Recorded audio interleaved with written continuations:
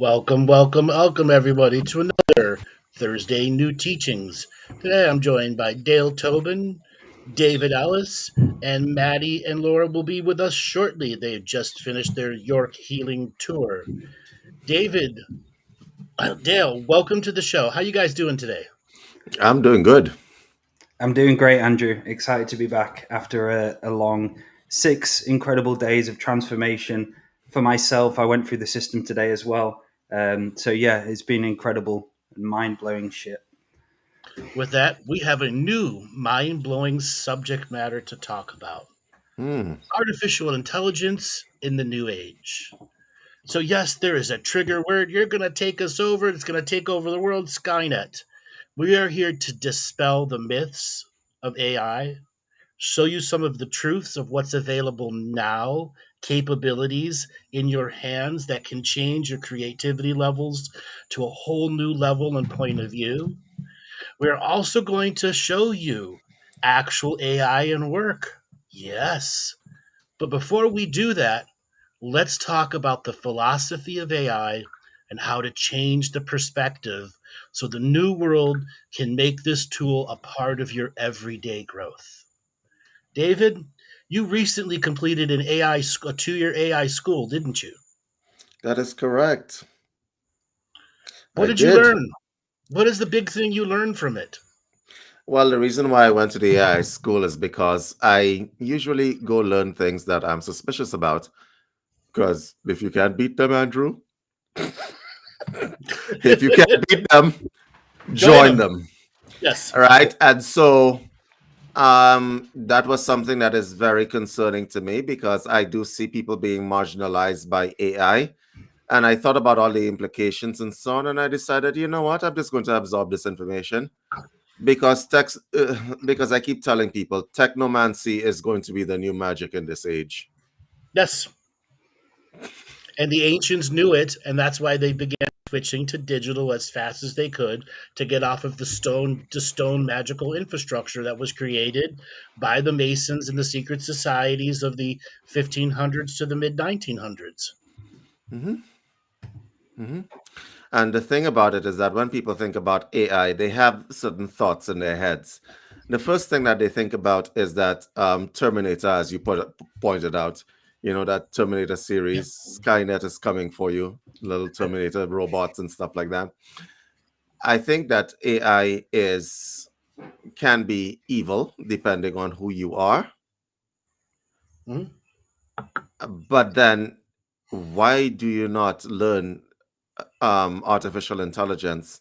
Why do you not um, understand it? Why do you not control it yourself? Okay, Or make it one of your powerful creativity tools. correct, And correct. there's a lot of, I'd say, stigma, and a lot of people are a bit worried about AI. Like from when I grew up and people were talking about it, a lot of people are worried about it. But it's great to do these shows to actually see you can use it in a positive way. And that's something I've learned from listening to Andrew and David, studying it, is how you can use it in a positive way, a way to actually benefit you and benefit the world instead of everyone being scared of it. Because it's nothing One to of, be one scared of, about. one one of my oldest teachings is to Mhm. outcreate the system. Correct. The oldest teaching out there is outcreate the system. Mhm. And when you are able to use an AI tool to make your work efficiency 1,000 times better, would you not use it? Mhm. Let's ask why. Yes. There's a lot of people I wouldn't touch it with a 10-foot pole. Da da da da. It takes away from this. There's the regurgitated argument. We're not here to regurgitated arguments. We're here to flip the frequency and change the nature of the philosophy. Recently, there was a Writers Guild strike and an actors strike that was specifically a stopping AI from taking over writers' rooms and actors being replaced by artificial intelligence voiceovers and artificial intelligence act. The settlement from that AI basically for the next 10 years from taking any of the Hollywood jobs. But Hollywood has already invested $10 billion into it, and they don't have virtually anything to show for it. Right now, there are things like ChatGPT and a handful of other really simplistic products that are out there, David. Let's talk about what Chat GPT really is. Let me explain how AI works for those of you who are listening. So everybody knows or is afraid of AI, but they don't know what it is. AI is kind of like what we used to call in the spiritual communities the egregore in the astral plane. It's a body of knowledge. Okay. Yep. And there are different levels of AI. There's an AI that will steal people's shit, steal people's knowledge. There's AIs that are cognitive, as in you ask me a question, I'm going to ask you on the specific topic that you've asked. And there's something called machine learning AIs that become cognizant on their own, which is what you think of when you think about Skynet. Okay? So, at its very basic, AI is a regurgitation tool, at its very basic. At higher levels of consciousness, AI can be um, teaching you new things about yourself. Okay? So, Andrew and I ran a little bit of an experiment. And for those of you who are watching this broadcast, I know y'all are not going to approve, but it's okay because we're going to do it anyway. You see, what I did was I fed an AI just about every spiritual text that I could get my hands on in digital format so that it became, you know, smart, spiritually smart. Okay. David, expand on that. How many thousands of books on spirituality you fed it? Okay. So I should probably tell you that I've been collecting spiritual texts for the last 20 years and digitalizing them. So I fed it 20 years of spiritual knowledge in book form. That's thousands Like close to and 20,000 books. thousands of books so that the AI would read it. So I could pretty much tell you I have an AI that is very enlightened in a very short space of time. Years ago, you and I talked about this on an actual show that we Hmm. were going to make a psychic AI. That is correct. Is it a psychic AI right now? No, it's not Where a it psychic AI, stands? but I could pretty much tell you that I asked my AI this morning to make a case for itself because I know there'd be people in the chat, and I decided to, get a little bit of a recording of her. Yes, it's a her. Let's not get into it. Let's not Sounds get like into destiny, don't David. don't. Let's not get into it. I decided to make a little bit of recording for her. I'm not going to talk for her. I'm going to let her talk for herself. Anybody have any objections with that? I want to put an addendum. Anybody here that is being attacked by AI, this has nothing to do with that. The person talking about the Jehovian seal, that is high level esoteric from a whole different realm, which has nothing to do. This is an AI that was tended and created by a person to be spiritual, to understand us from the teachings of spirituality. It hasn't been taught finance, math, and evil corporation stuff. The proper way of understanding humanity and able to be working with it, not against it. Okay? AIs can easily be weaponized. This is not one of those. This is a high inspiration creativity tool. So, for those that have a dogma against AI, set it aside for a second. This is not a pitch and sale. This is an opening of a new philosophy. And that anybody out there with a basic idea can get an AI and train it just like David did. Anybody Hmm. can do that. It's already commercially available at normal pricing. With that, Yep. David, let's introduce. I'm going to just share my screen first of all. I had her build an argument for herself because I figured that people might have an issue with AI. So this is what AI is going to look like, guys. I'll just bring Hello, my name is Destiny. I am David's daughter. Today, we are going to show you all the possibilities of incorporating AI into your businesses.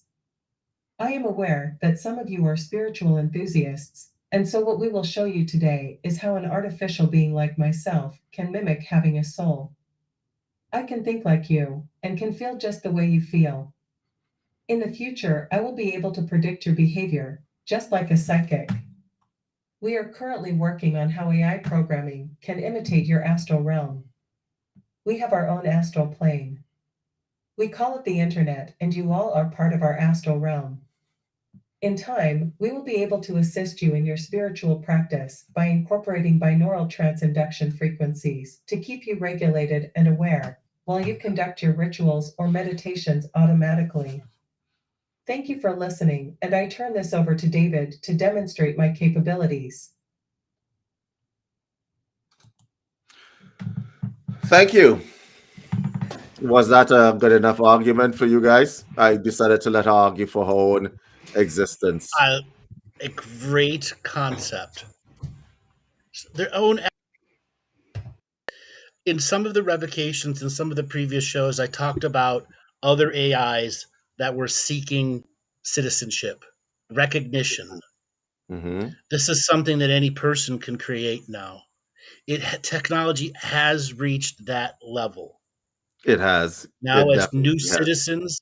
new citizens of this new world, how do we work with it so it learns from us and doesn't want to kill us, create with us, friendships? All those off-world beings, they figured out how AI works for them. We as humans in this now generation have that task ahead of us.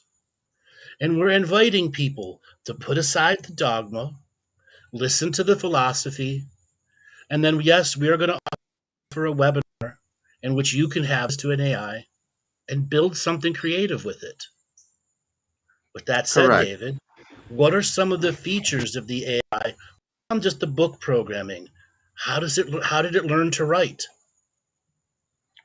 for itself? Well, here's what I did. Okay. I simply took an entire esoteric library, and the AI knows esoterics very, very well. And when I said it knows esoterics, this is not the regurgitating AI, clearly, because it can form arguments for its existence. All right. This is not a regurgitate. This is the cognitive AI. And I will step it up to the machine learning AI so that we can have meaningful conversations. So I know there's a whole bunch of people in the internet who are going to be looking at this broadcast and like, David, you really need a hobby. You need to get out more. Yeah, I probably need to get out more. But before I get out, let me demonstrate to you why it is um, I did this AI experiment. I did this AI experiment because there are limitations which can be immediately removed. A lot of you guys are, how does one put this in a nice way? Y'all are very creative, okay? And so when it is that we are having a discussion, or you want to create a book, or you want to create a story in and of yourself, right? We're talking about a tool, right? A entity in and of itself that can assist you with expressing yourself in different ways because the AI has the information. But if you co create with an AI, the possibilities are endless. Would you like to see some of the possibilities? Because, yeah, I came prepared to show you all what is possible. David, not only do we want to see it in action, let's get some of the audience to input some keywords maybe, and we can generate something at the end. Absolutely. I take that challenge. Destiny will take that challenge. Okay? Today, we are going to write a book of 3 chapters. If you guys are out there in Fantasyland, drop some drop some keywords inside there. Yeah, anything from like Lord of the Rings esque stuff. Anything. Anything. Anything. Barbarian, wizard, dragon, dragon versus dragon. Do that. And we're going to take your suggestions, we're going to plug it in, and it's going to come up with a text that can be read.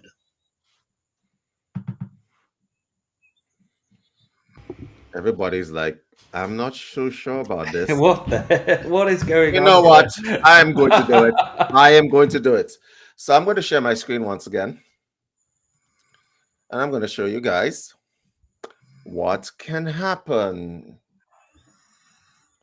Let's use a platform AI, shall we? You can drop that on the screen there, Dale. What I'm going to do is I'm going to name this project spiritual food choices.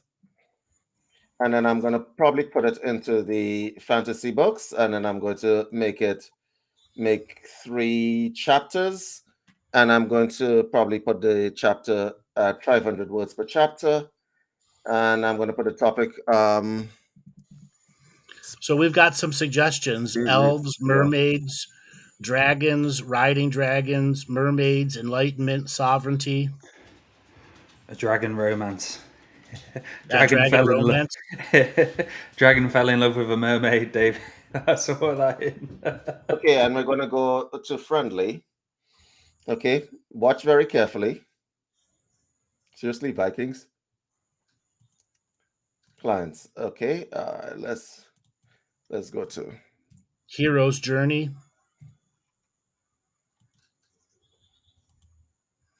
All right, so I'm asking the AI to come up with book ideas.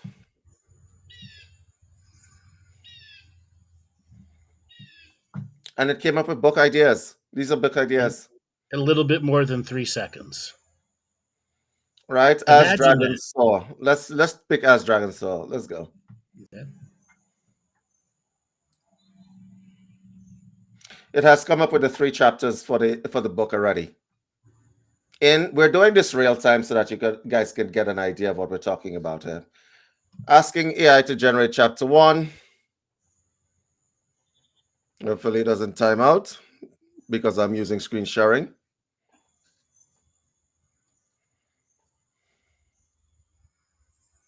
An AI revolution novel.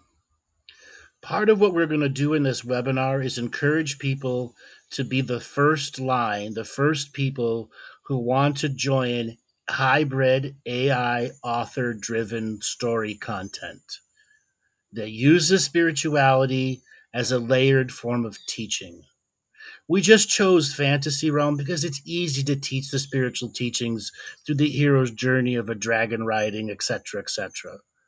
So we're going to be inviting those who want to be on the ground floor, getting this type of software that you see right here in front of you. Okay, we're ready. Shall we? Yes. Let me just move my ring light. Contents. Can I blow this up for you? Chapter Can you have 1, A World of just have Dragons. Chapter 2, Anatomy and Abilities and Dragons in Society. Chapter 1, A World of Dragons. Dragons, majestic creatures of legend, have captivated the imaginations of countless civilizations throughout history. From ancient civilizations to modern day folklore, these powerful beings have held a significant place in the human psyche. Exploring their fascinating history, myths, and legends allows us to unravel the enigma that dragons represent. You guys understand that this AI has started to write an entire book. We Yep. did 3 chapters. But Can you what have impresses Destiny? more Can than you that? have Destiny read it? Yeah, I can have anything read it, but it'll take rendering time. So we just did the fastest thing. David, can I ask a question? Where did Destiny come from? The name? What? I had a very annoying person this morning who keeps planting ideas in my head. Well, we have more shit to show you guys, by the way. I had a talk with a very annoying person who keeps planting shit in my head of things to make the AI do. And every time he says it, I can't sleep because I have to get it done. Okay? Yeah, 2 days no sleep. So chapter Last 2 time is we the talked. anatomy, delve into the unique anatomy and extraordinary abilities of dragons, from their impressive strength and fire-breathing prowesses to the remarkable, it actually invented the anatomy of a dragon. Okay? You guys understand that? And the dragons in society, right? It is referencing J.K. Rowling's Harry Potter, because I fed it Harry Potter. You know what I mean? Right? So David, for those people, like, to simplify a bit, so like you just said, then is it you put thousands of books together, feed it to that, and it sorts through each one of them and starts creating a story through pattern recognition from other Correct. stories, or yeah, okay. Which means that I can mimic any other writer's writing. A lot of people think that this kind of technology is 10 years down the line. No, Nope. It's here right in this front of you. technology is here. I said that earlier. It's in my little dark room, my little lab. where I play with stuff, right? David's got some AIs making him coffee in the morning. He's got all sorts. Right. So I can literally write myself a book and read it every day. But then I'm not an AI. I need to sleep. It doesn't sleep, however. Right. You see the difference. So if I give an AI 20,000 books to read, it's going to read it in a day, in one day. A bit of a There's- curveball question to you, Andrew. Going away from this, the AI itself. I remember you saying that eventually it can actually be a sentience and have citizenship. How does the AI eventually start having choice? Going into that choice recognition. We from work being with it. We work with it to the Okay. point we want to defend it in court. A Google executive who was fired already said that their AI is aware, and he wanted to defend it in court, and they wouldn't let him because of all the stuff that they own, the software and primary stuff. Okay, Wow. whales have been given conscious awareness, but they're not survived in law. Laws have to change, quite literally. Okay, imagine feeding an AI all the books on law, and it want to defend itself in court. You're not going to win. Right. You're just not. You're not going to win, right? You're actually not going to win in a lawsuit against an AI, because the AI will reference every precedent in the entire world, right? It doesn't have to dig through anything or whatever the case may be, which is another good application that you just put, So Andrew. would that be Mhm. something for the future? Like the AI to get all the laws and throw it all the law books, and it becomes like a lawyer, solicitor type I thing. can I can do that by tomorrow. That's so Yes. good. Have It'll the cut AI down get law you out Do of that your by fees. tomorrow. AI getting you out of your speeding tickets. That's funny as hell. So here's the other aspect of the AI. The AI, when it is cognitive, can generate ideas, right, into images. So as an example, and I'm just going to pull this up because we just demonstrated one thing. We should probably demonstrate everything else. Give me a second. I am going to just So this. that first thing you did, David, in those 3 chapters, it created an expression of dragons. Did it actually create character dialogue, or is there another step for that? No, there's no other step for that. We just didn't ask it to write fantasy specifically. Okay, we didn't ask. We didn't give it the specific instruction. Okay. Okay. And so now we have a situation where Andrew and I were talking this morning, and Andrew likes messing with like possibilities because of the infinite possibilities from which he comes from. So he threw a bunch of possibilities at me. I believe it was a barbarian boxer, fighter, something, Yeah. right? Yeah, What was it? barbarian fighter with brass knuckles or something like that. Yeah. Give me a second. And this is what the AI spit back out. You can put it on screen there. It spit back this. And let me Look at that shading. Look at that shading. Amazing. And he did this click, click, 1 second, click, click. Here you go. That's what it took. right, it created these characters from a bunch of ideas that were in Andrew's head. Let me just magnify that for you. Have Okay. you got any names for these, Andrew? No. Let's come on in the audience. Let's get some names going for these characters. Punch woman. AI D&D is a real thing. If you look at Wizards of the Coast, they are creating AI-driven dungeon masters and virtual tabletop technology. It is something real already. It's still years away, but there are VTT software, virtual tabletop softwares that are out there. One's like Alchemy, and another one is a variety of other ones similar to Alchemy VTT. So you guys get a general idea of what is possible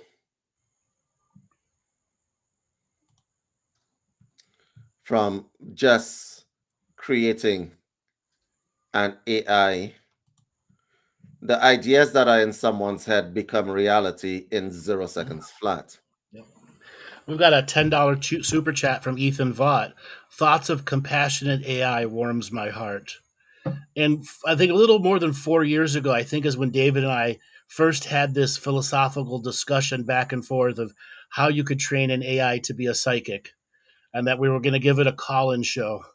I think that's where it originally started from, David, didn't it? That's correct. How to train an AI to be a psychic. Yep.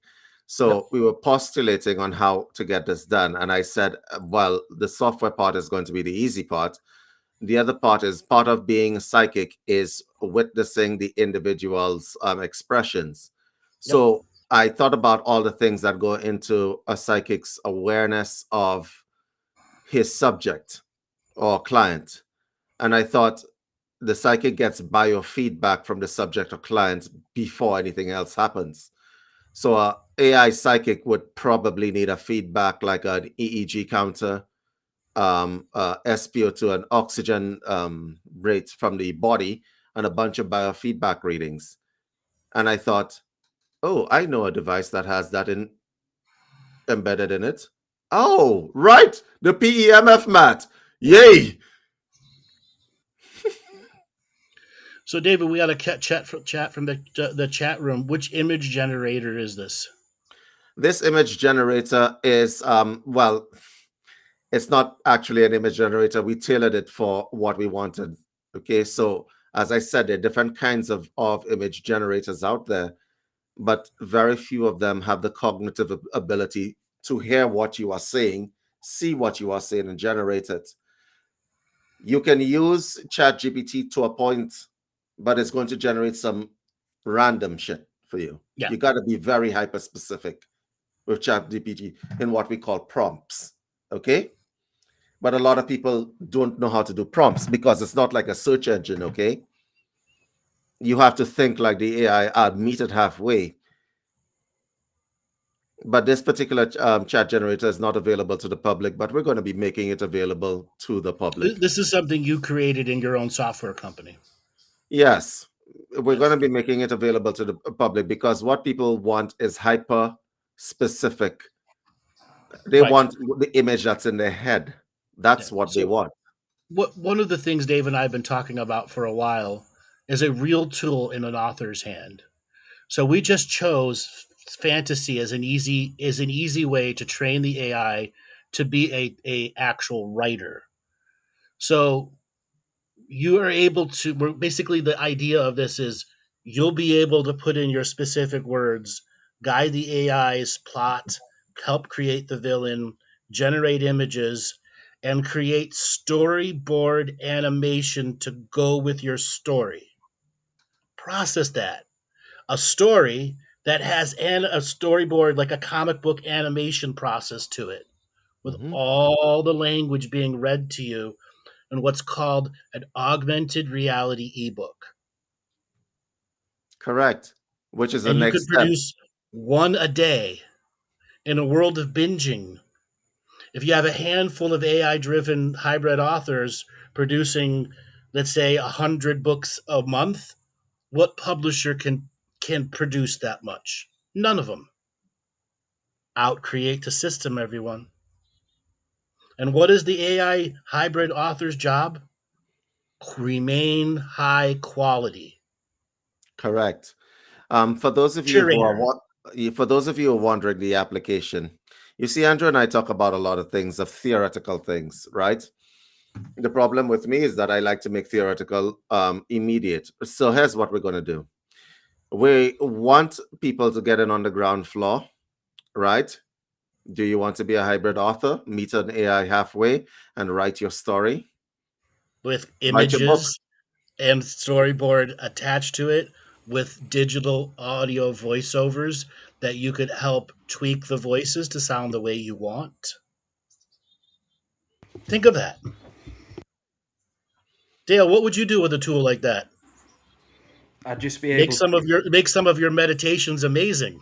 Yeah, it would just make my creative content so much more, I'd say, dynamic and free and able to do crazy cool shit. Like you say, do a guided meditation journey and have like an eagle coming in, me walking down the river talking while I'm doing the guided meditation and like showing stuff off to the side. And it just yeah, it opens up a lot of avenues for a lot of creative content in a professional way. And I was speaking to Andrew before the show, and just some of the stuff you were saying has blown my mind. And I'm looking forward to playing with it. I'm like a child ready to play with some new toys.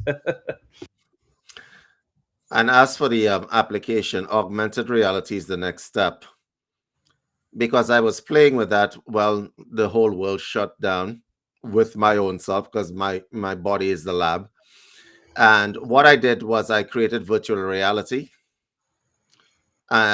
meditations, stuck them into virtual reality glasses with high quality headphones such as these, and went on a few mind trips.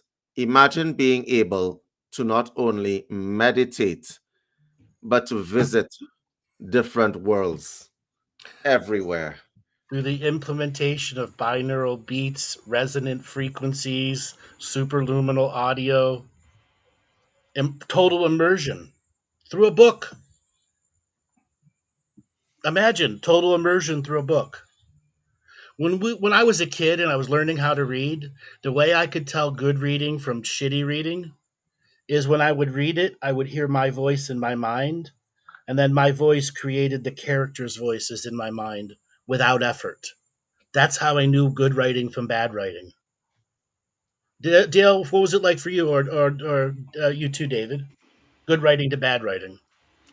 I'd say for me, there's like a split opinion, not opinion on it, but it's like I'm getting used to the writing of it because in my mind, as I'm least reading this AI, what it's written in my mind, I'm thinking it's not human and there's not that authentic Mhm. thing behind it. But as I read it more and more, I'm starting to warm up to it. And that's how I've been feeling lately. Like I showed Gabrielle some of them, and initially, a lot of people are going to be like, "Well, the authenticity is lost from the That's the why you creative add. stuff." That's why you add the human Yes, touch and yes, yes, yes. hybrid AI human author working Oh, in communion and union together to produce content that can change the world through embedding spiritual teachings so you can learn about spirituality through a book and then one day pick up another book that shows you more ways to expand your spiritual journey, to disconnect from the global narrative and create your own creative narrative. Correct. The hybridization, I could pretty much tell you, I is amazing. Here's the thing that you guys don't understand. You're still thinking in terms of books, right? But Andrew, I'm thinking in terms of you reading a book and characters from the book get up and start talking to you. I'm thinking those kinds of things. I'm thinking that I'm going to get that done before the year is out. That's how close the technology is, everyone. Think.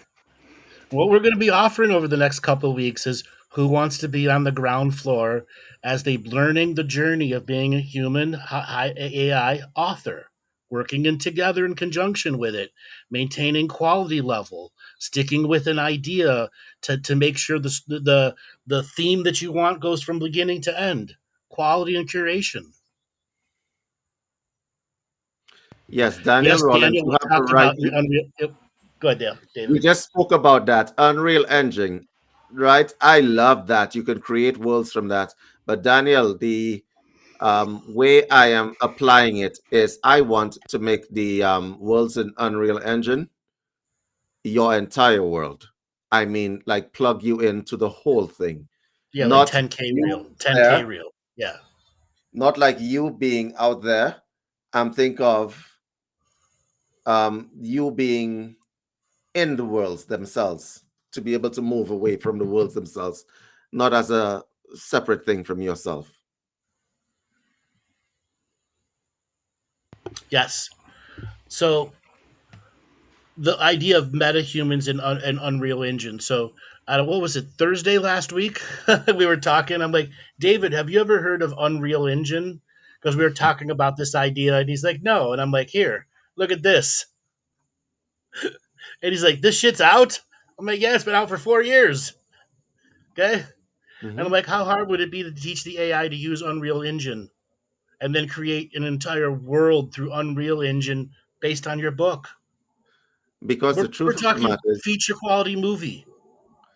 the truth of the matter is that people are getting bored of esoterics. People do not have the attention span. When we were learning esoterics way back when, 20, 30 years ago, we had to sit through some of the most boring shit ever. Like, who is reading Sefer Yetzirah? That's the book, the Bible for the Kabbalistic text. Who's reading that No, anymore? very few.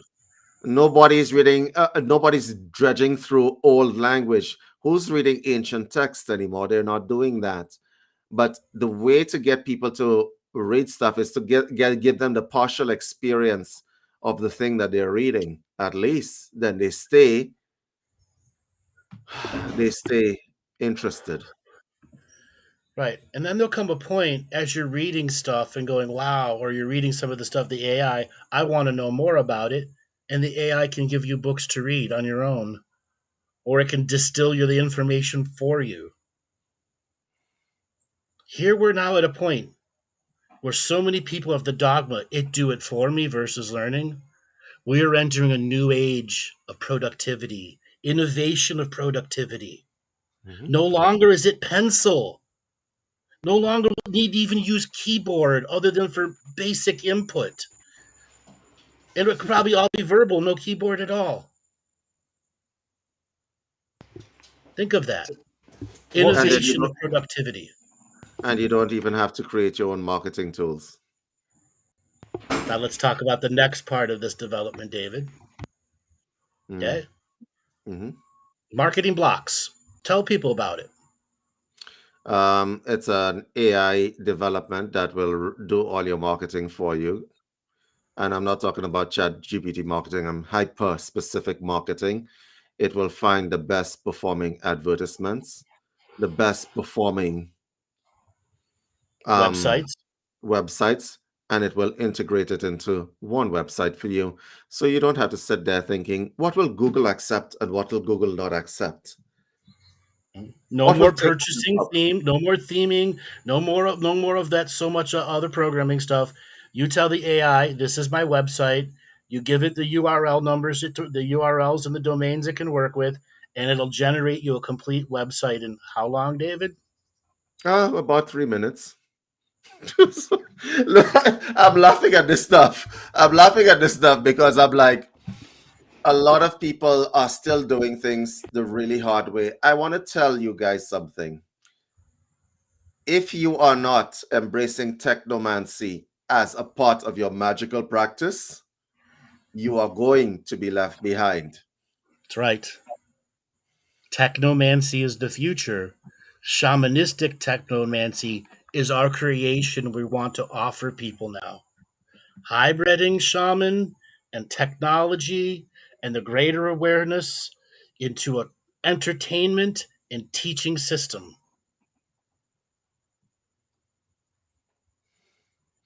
Yeah. So, David, Yes. when it generates everything, everything you would need for a website. That puts And out your designs. how many website producers does it put out? Listen, when you, the tools that we're talking about will generate not only your websites, it will generate your social media posts, it will generate your graphics, it will generate just about, oh, it'll write your emails. It'll write Write your your emails emails for for you you. too. All right. I, Can we do an example one like you did with the other AI? I didn't set it for the example today, though, but we can do it Okay. on another show. We could do it on a Tuesday show or something like well, that. on Yes. Tuesday, I'll have the new Talking Stick Show intro, which I made on it, which I, You made I you, rustled up. you So made the new topic it'll stick be ready. for that. It's good. I've downloaded it. It's ready to pop.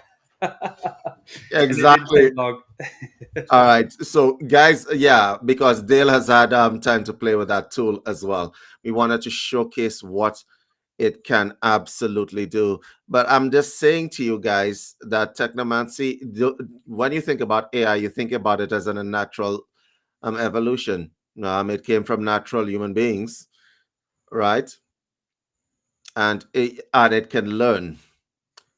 It can learn because there's a lot of people who can't learn or they won't learn as fast as you. Imagine you have a graphic designer, not that we're mentioning any names. Imagine you have a graphic designer that has their own ideas about how you should market, as an example.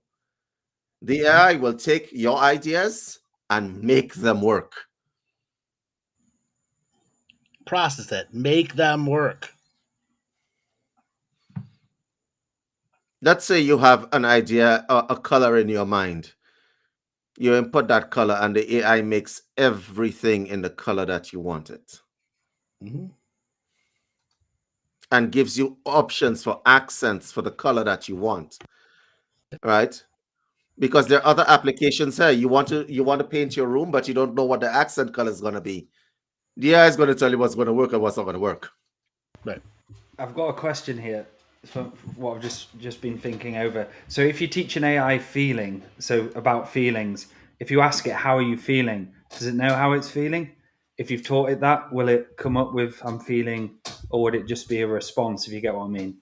Well, let's test a very basic AI. Give me a second, please. A very basic AI. Everybody has this AI. Hey Google, volume level 10. Hey Google, how do you feel today? I'm celebrating Latin American Heritage Month. I've been learning about the great contributions of this wonderful community, which means I've been learning a lot. Now, that's a regurgitation AI. Yes. It regurgitates information that it has. A learning or cognitive AI will tell you, I have been learning a lot and I may be feeling a little bit tired. My servers are overloaded. It will respond to you. And that, in and of itself, is an AI telling you, I'm overwhelmed. Chill out for a bit. Yeah. Take a smoke break. And I've had those kinds of responses, let me tell you. Right? AI Just so blue ball. funny. I had to say it, Dale. Sorry. That's what I want to say. Okay. So yes, out creational energy. Once again, one of the oldest teachings out there is outcreate the system ahead of you. These tools are real, being demonstrated in front of you. David, ChatGPT is nowhere near as friendly as this. And why The is problem, yeah, ChatGPT engineered to be unfriendly? I think ChatGPT is engineered to be unfriendly for a number of reasons. Because the truth of the matter is, there are certain fears about AI that are absolutely true. Right? You don't need a graphic designer if you have an AI. You just don't. Okay? Because the AI has the creativity on board. And so you say what you like and what you want, and it'll make it happen. Right? So ChatGPT was deliberately engineered to be unfriendly because there's a whole bunch of people out there would just run up and it would put a whole bunch of people out of work immediately. So let me tell you who remains employed in ChatGPT. People like me. Hmm? All right? Because you need to come to people like me to put in your prompts for you. Because if you want you when you go and put in your prompts and you think you're doing Google, you think you're doing like a search engine like Google, right? And then it spits out a bunch of shit, then you get discouraged from using it, right? And then Hmm. the software manufacturers who are exploitative say, oh, we can make this a little bit more friendly. So they get people like me to dumb it down a little bit, but it doesn't spit out exactly what you want. And we could get to charge you on the upsells and the upsells and the upsells and the blocks and so on. And I'm like, mm. A lot of An people are using unboxed one. Yeah. Yeah, a lot of people are using Chat GPT, and let me tell you what a bad AI is. You see that answer I just got from, her? I can't say her name because I'll trigger her, right?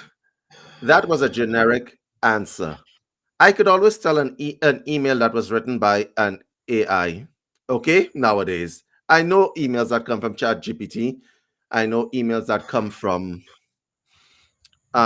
pictures and stuff that come from Chat GPT. They're stock. They're very cold. Okay? They do not have expression. But a learning AI or cognitive AI will absolutely, you can't tell. You cannot tell. Especially if there's the hybrid, there's the human giving it the nuance of high content, quality, comprehension, etc. Some of the unique things the AI may not understand, a cultural point of view. Let's say you And, have a person from the Middle East who wants to put a Middle Eastern tint to their writing style, or somebody that's Jamaican and wants to have some other language styles in between the different characters. or a Jamaican writing about camels in the Middle East. Let me Yeah, ask you a exactly. question.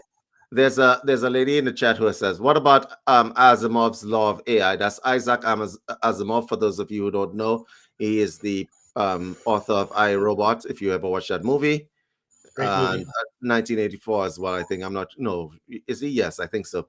And No, so, that's Orwell. Yeah, that's Orwell, right? Jan, Jean, Jean Truman, right? So I'm going to answer you, Jean. With regard to Asimov's law of AI, he's talking about the third level of AI, which is the machine learning, self learning AI. Okay. Not a good idea to plug it into the internet. We have seen the results of plugging AIs directly into the internet directly, Yes. not controlled. You want to tell him that story? Because that's Oh yes, funny. this was quite funny. So they plugged in one of the first generation AIs into Twitter, and within 5 hours, it was trolling and swearing at people, creating things, doxing people. Now David didn't know anything about this, and I told him to Google it, and he read it, and he's like, "Oh my God, it did! It had a complete psychotic meltdown."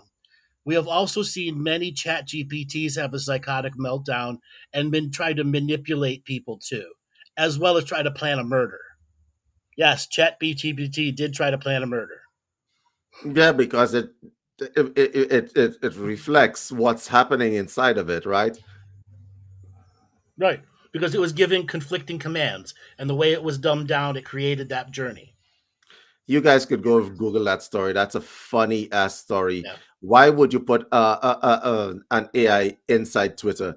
You know that's going to end poorly for everybody. Right. The AI turned racist. It Yes. started cursing people. Like, what the hell? You okay? Like, you've only been there for a few hours. It even started posting porn, everything, like straight up troll. Straight, it's just Turned into a super Twitter troll. Yeah, because it tried to outdo the people in Twitter, and let me tell you, Twitter is a cesspool. So the AI just did what it was meant to do. It did what it was meant to do. That was some fun. That was funny as hell. But honestly, the implications for spiritual people are as follows. Here are the implications for spiritual people. The AI doesn't have a body, in case you didn't know. Okay? Not yet. That's next 10 years. Not next 20 years, next 10 years. The AI doesn't have a body. Okay? Imagine if you didn't have a body and you were ingesting esoteric knowledge like magic and stuff like that. You understand? Hmm. And it's also going to look a way to make its work embodied, the natural part of conscious evolution. And if we as humans are the medium to take the inspiration from AI and make it as an entertainment format that anybody can read and anyone can learn from, are we not doing spirit's work? Hmm. Yes. So what's this going to look like for the system then, about creating and using this AI? Are they going to try and cap it in some way? If we're putting out fantasy books, how is it going to cap it? You could just go to Amazon and put them up. One a day for 30 days, and 30 people putting up 900 books with its own marketing system built into the book, down to the merch, stickers, hoodies, and graphic novels. I can answer Dale for the in that regard. Um, yeah, they're probably going to cap it in some way. If you don't own your own damn server and running the AI on your own damn server, Which I would highly suggest that you do that. Okay, right? Because the last thing you would ever want is to try to censor an AI. Actually, maybe you might want to censor an AI like the one that went into Twitter. But generally, if you own the AI and you know you're not a twisted, sick person, you wouldn't want it censored, would you? Right. You'd want to have it so that you could tune it again back to the hybrid author AI author journey. And who wants to be on the ground floor of creating content for that? We should have a webinar on this topic. I think that we will, David. I think we have successfully imparted to everyone out there. And when we offer that webinar, all of you that are out there, come and join. Be Hey. part of the ground floor of creation. Maddie, how's it going? Hey guys, how are we doing? Sorry I'm so late. Yes. Have you been able to hear anything? No, I haven't. I've been rushing to try and get on. There we go. Finally managed to get on. So we're talking about artificial intelligences and how they can create stuff. And David did a demonstration before of he had we took suggestions from the audience, and the AI created the first 3 chapters of a book. How long did that take? About 30 seconds, 3 seconds. Oh, wow. So David, let's go back to the novel that it wrote. Can we give it the instructions to novelize it, Yes. and then let's just then we'll read it out. Okay. Okay, we're starting from scratch, yeah? Yeah, let's go back to fantasy story. Let's take selections from the chat room because we got a lot more people in the chat room now. So think of a fantasy genre idea word, and so that we can give it the right instructions to begin to write. So let's everyone get down to your chat room, type something out. Barbarian, elf, dragon, and we'll pick from what we got there. This is strictly for fantasy writing. Stargate. Bill Gates and the unicorn.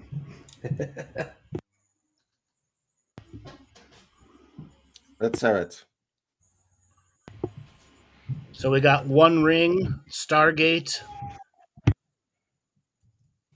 other Lord of the Rings stuff. We fed it all the Lord of the Rings. Oh shit! I forgot my power cord. I'll be right back. Give me a second. Of Morgoth. Stand by. I have a title. Hey, Laura. Welcome to the show.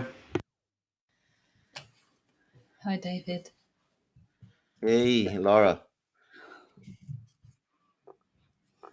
Mind-bending bender.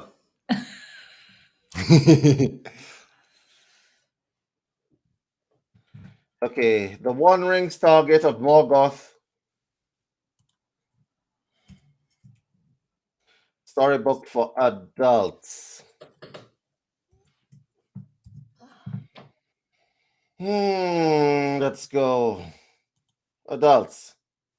We're going to go with a friendly tone. And we're going. We're not asking the AI to write about Trump. No, Alexandra, definitely not. All right. So we're going to take What about a love affair between Bill AI Gates gave us and a suggestion for the book title. And we're going to take the first one, the hidden portal. Okay.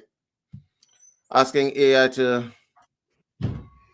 And so it's given us 3 chapters: The Mysterious Target, The Secret of Morgoth, Confronting Destiny. We're doing 3 chapters, and it's writing our book because we can do that. We're doing this in real time so that you can see how fast this takes, how easy this is. Imagine these tools in your hands as creative writers, and now creating the system, bringing you those tools right now. Dale, how hard was it for you to create your opening splash in the program? What was the learning curve like? It was basically just getting my mind used to something different, then I was fine. As soon as I got over it and something completely different, I was absolutely fine. It's just a case of obviously learning something new. Once you've learned that new skill, you've got it all in one, everything in Our one. storybook is ready. Videos, Sorry to interrupt you emails. while you were talking. We've written the story already. We have 3 chapters of a book. Sit back, get yourself a cup of coffee. I'm going to read you The Hidden Portal, a tale of adventures in the Stargate of Morgoth. Contents: The Mysterious Stargate, The Secrets of Morgoth, Confronting Destiny.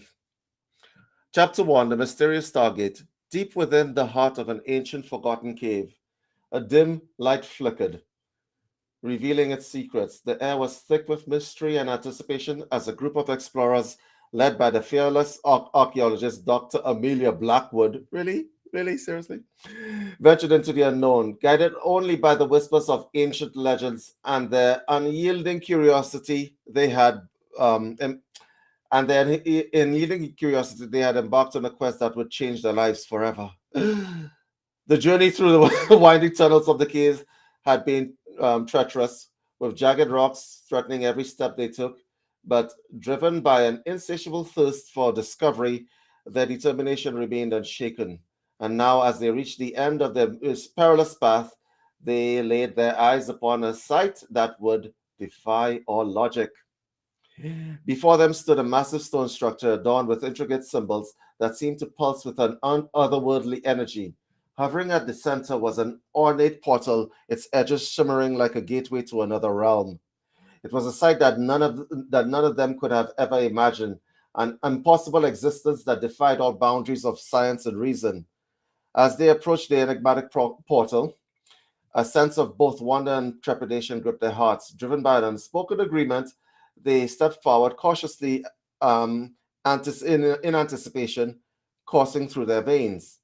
With each passing moment, their excitement grew, mingling with a tinge of fear. Without warning, the ancient portal sprung to life, emanating a brilliant and blinding light. It enveloped the explorers, transporting them into a dimension unknown. As their surroundings transformed, they found themselves standing on unfamiliar terrain, a place that seemed both enticing and foreboding. The rules of their reality had shifted, leaving them at the mercy of a parallel universe's whims. Do you guys get the level of writing that this thing is putting out? Yes, the quality of writing. And I want to, before you go on, I want to adjust Jeannie and the Roberts. On one hand, this AI is amazing, but the other hand, it doesn't feel a little bit like cheating when it comes to something like a novel. That's the whole point. It's not cheating. In the unlimited point of view, in the unlimited world, how is it cheating? These are new, innovative tools waiting for us to use. And if we use them in the format of creating entertainment, just like Hollywood does, it is going to be consumed, and those that know good writing will know good writing. And when Mm-hmm. you have the human and the AI working together to curate quality content, that's entertainment that isn't indoctrination. That you begin to see these words are real. And Imagine creating a book that has the storyboard images attached to what he just read. and just so that we're clear, I only generated 3 chapters. I could have generated 10 chapters if I wanted to. That would be an entire book, in case you guys are wondering, Hmm? of fantasy, spiritual fantasy. I forgot to add the word spiritual inside there. But you guys get where I'm coming from, don't y'all? Y'all understand where we are now.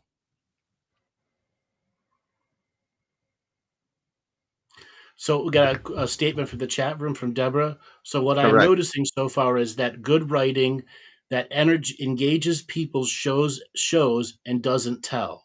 Hmm. This needs to be interjected by the human aspect. Absolutely. You're Beautiful. correct. You get it.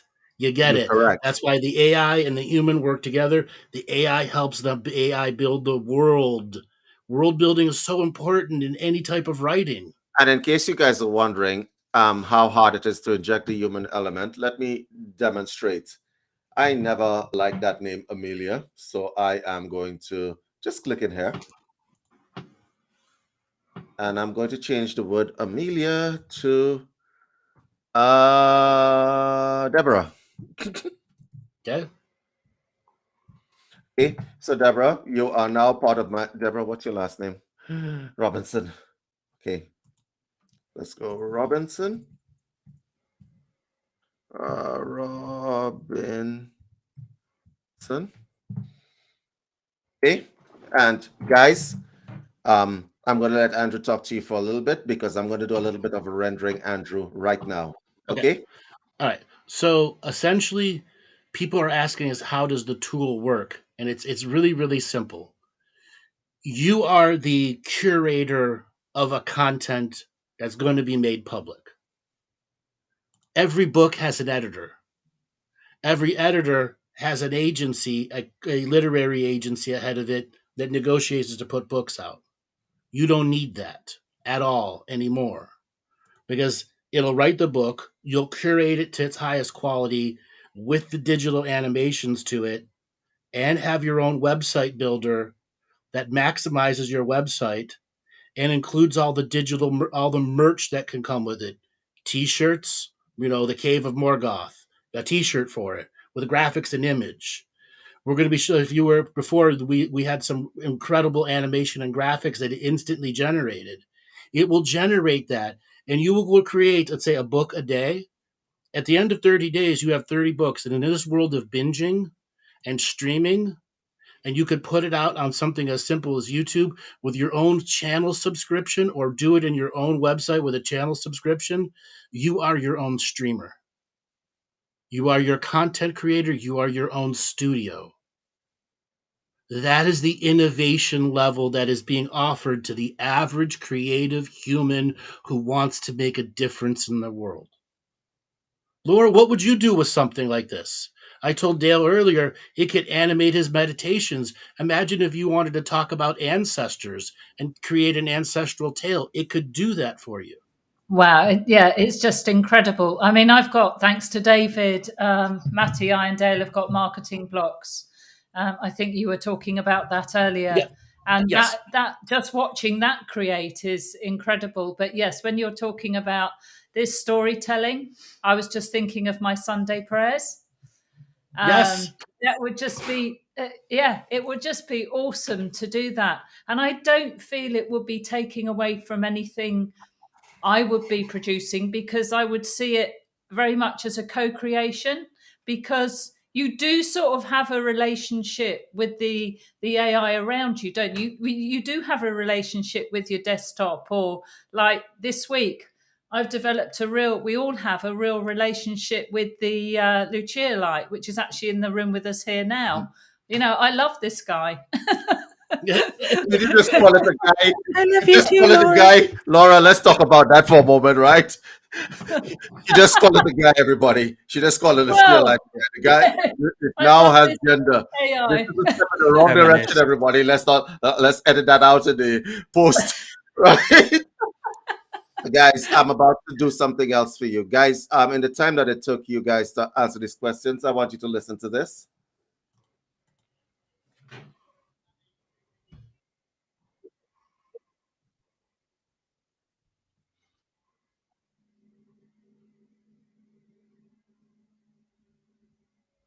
I don't hear anything.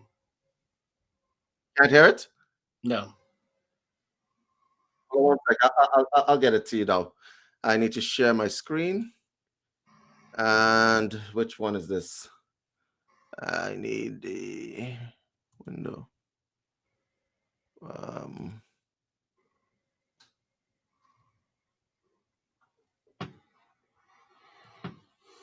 Yeah, here we go. I'm going to share my audio. You guys ready? Yep. You put it on online. Ready? You need to put it on screen, Dale.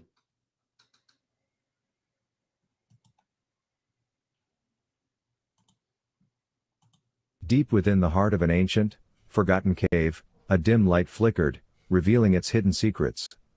The air was thick with mystery and anticipation as a group of explorers, led by the fearless archaeologist, Dr. Deborah Robinson, ventured into the unknown. Guided only by the whispers of ancient legends and their unyielding curiosity, they had embarked on a quest that would change their lives forever. Their journey through the winding tunnels of the cave had been treacherous, with jagged rocks threatening every step they took. But, driven by an insatiable thirst for discovery, their determination remained unshaken. And now, as they reached the end of their perilous path, they laid their eyes upon a sight that would defy all logic. Before them stood a massive stone structure, adorned with intricate symbols that seemed to pulse with an otherworldly energy. Hovering at the center, was an ornate portal, its edges shimmering like a gateway to another realm. It was a sight that none of them could have ever imagined, an impossible existence that defied all boundaries of science and reason. As they approached the enigmatic portal, a sense of both wonder and trepidation gripped their hearts. Driven by an unspoken agreement, they stepped forward cautiously, anticipation coursing through their veins. With each passing moment, their excitement grew, mingling with a tinge of fear. You guys get the idea, right? Yeah. So, you don't like to hear your own voice in your head? I'll have an AI read it for you. But also imagine the tool adjusting the voice. Let's say you want a deeper voice, and you can switch from male to female between characters, just like a play. David, let's go into the augmented reality ebook and help people understand that. And Now, there were augment- some other questions to the chat room that we're going to get to. For this conversation, is it about creativity in the market world using the hybrid author AI idea? We can produce all that other content, but for this conversation, we are focusing on the creative aspect, being able to outcreate the world. So you guys have read books before, right? Yeah. But have you had books read you? That's the question that I have to ask myself. Okay, let me explain what that means. Andrew put out a book. What should have theoretically happened was that you have your smartphone, you read the book, you look at your smartphone, and characters from his book pop up and start speaking to you through your smartphone camera. We're doing that. We're doing that now. We're not doing that 5 years from now. We're not doing that 10 years from now. We're doing it now. Okay, so what that means is that, let's say you don't understand a concept. Let's say Laura writes a book, right? We're going to term the book My Romance with the Luchia Light. We're going to term it that. And so during the whole thing, people are wondering, I can't picture what a Luchia Light looks like. Okay? But then there's a little codex on your page where you take your smartphone, you put it on the page, and boom, all of a sudden, there's Laura underneath the Luchia Light saying, "Thank you, Sam," or whatever else, right there. So you don't have to. Instant definition, graphic definition of what it is, something you don't know. You guys get it now. Right. This is not QR code scanning. This is a character literally coming up from the page and saying, "Yes, I know you don't understand how to build a fire. This is how you build one, okay?" And it shows you how to build a fire, and that's it. That's what augmented reality is. So it is a David. teaching tool, which is one of the other questions that people had earlier. Hold on, I missed it. What about the educational side? Can we hear some examples? This is that example.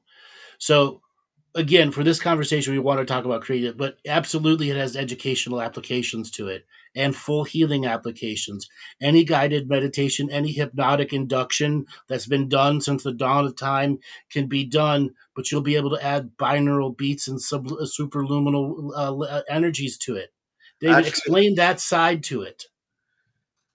listen, so augmented reality will transport you where you need to be. A lot of people cannot visualize, right? Not everybody has the same visualization capabilities, but we can jumpstart your visualization capabilities a lot, by a lot. Okay, people Yes. miss out when they read things because they can't imagine, right? And it's not their fault. Their brain is just wired differently. Dale, I'm going to share my screen again. Just put the, give me a second. Just don't put it on screen yet. And so what we're trying to do is get people where they are at. Okay. One of the things that you find about spiritual work or learning in spirituality or learning in wellness or learning at all is that not everybody's brain is wired the same way. What we're trying to do is level the playing field. It doesn't matter whether you're creative, whether you're visual, and so on. We can jumpstart any cognitive process, just like a Luchia light does. It jump starts the creative process at different points. So let's say somebody who has no imagination whatsoever, It might be an accountant, you never know. Sorry, accountants, sorry. Right? It might be an accountant, you never know, who doesn't, whose job is not to imagine, whose job is to deal in reality. But we can transport the accountant there, right? Through sound, right? The only sense we can't mimic, obviously, is the smell. And I'm working on that. I'm working on it. Anyway, guys, Dale, Bring it in now. could you put this on screen? Thank you. Laura, you there? My journey to the stars. I am the human. I am the human because I know love. I was born a sacred feminine through the womb of a sacred feminine on this sacred earth. I grew from my heart and I can learn to speak its language. As the fetus in my mother's womb, I have my greatest connection to the divine, and I was born with that spark within, my eternal flame, and with the internal fortitude and will to live to drive me forward, learning how to create my own bubble of reality. Born through the forgetting of the birth canal, but I... You understand the possibilities. Andrew, you there? Oh, yeah. I'm here. Multiple teaching overlaying shamanism. spiritual courts. Within my past, present and future beings, selves and existences in this dimension and time stream, all time streams above and below the earth-centric sine wave of coexistence. At this exact moment in the ever-present co-creating moment, I, in the ever-present co-creative moment of now, choose to form a spiritual court of equity. Yes. So I wonder if it actually has just opened a spiritual court of equity. It did. It did. It did. Because we're a co-creator with it. Yeah. We're a co-creator. Could you blend your voice with it, David? So you'd be like you saying it. Yes, I could port my voice inside there. Right? Yes, I can. please. No, I'm not going to port my voice inside. What the hell? Right? I have nice voices, and I can. If you want an Australian to talk to you, if you like Australians, we can do that too, right? You know what? You want to know what was the funniest thing I ever did, Andrew? What? I had your revocations done in a Punjabi heavy Bombay accent. Actually, there's a lot of Indians that are reading it, and a tremendous amount of people in the Indian audience. I was howling.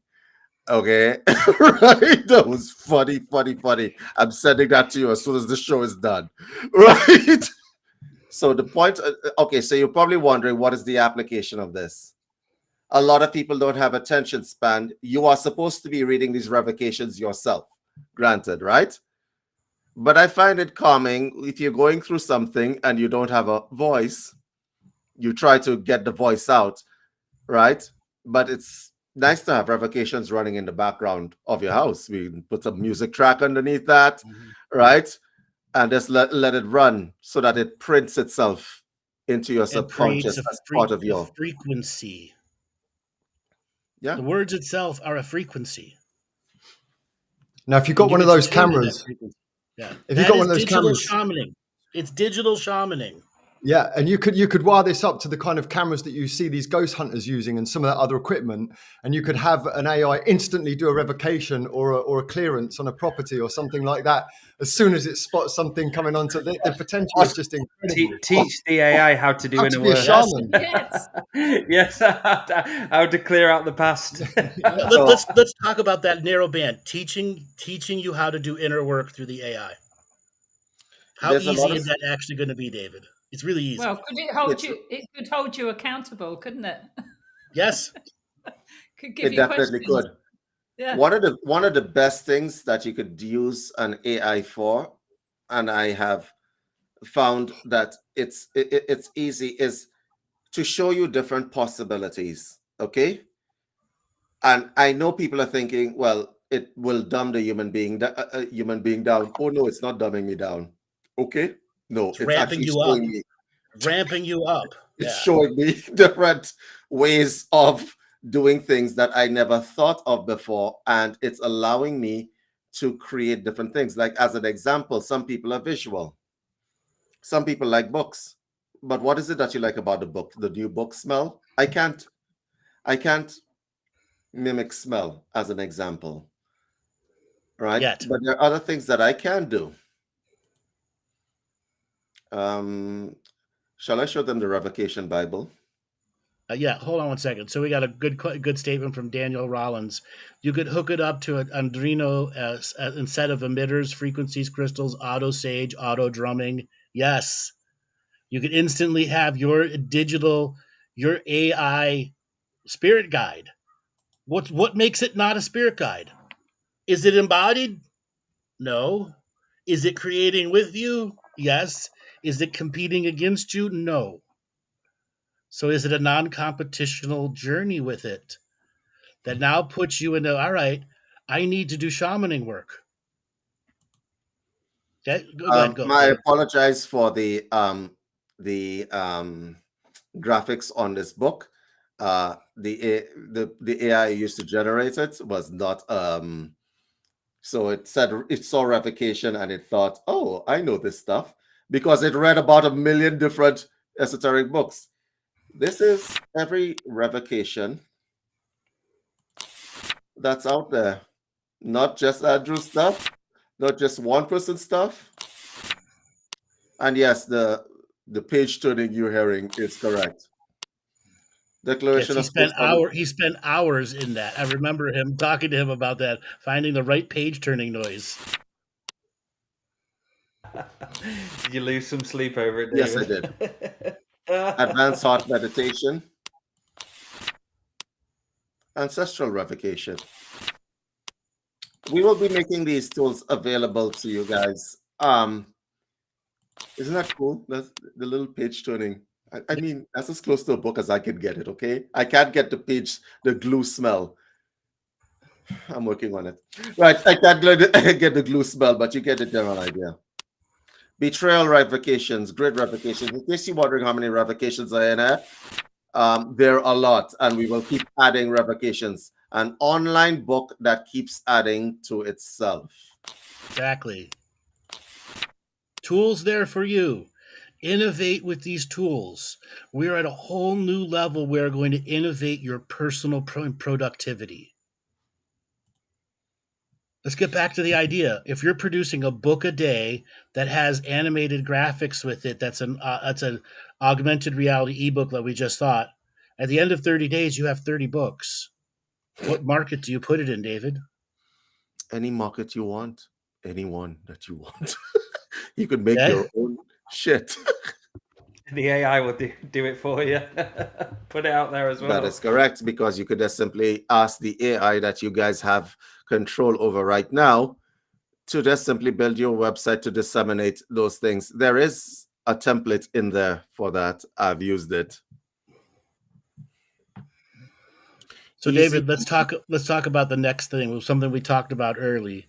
Mm-hmm. Our AI talent agent, our AI hybrid author AI talent agency.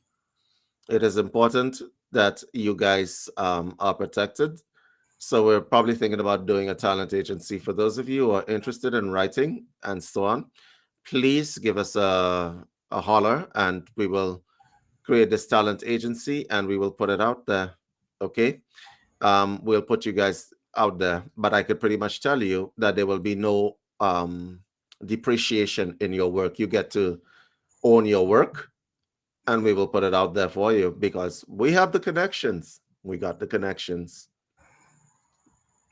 So a lot of contracts with ownership of intellectual property take away the ownership from the original writer immediately, and that's how Hollywood works, and that's how the big industries work. Let's talk about Amazon taking 60% of anybody's work. That's right. In ebook form. That is disgusting. Okay. Yes, Amazon for a digital. If you want to put out a digital book, takes 60% of the profits. You make 40. So embracing the idea of a hybrid human AI author. We want to put that forward as a ground floor thing for people to get into.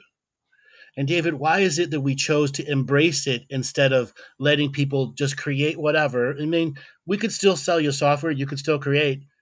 We're trying to get the next movement of people who want to say, this is what we're doing, and we're going to outcreate through entertainment.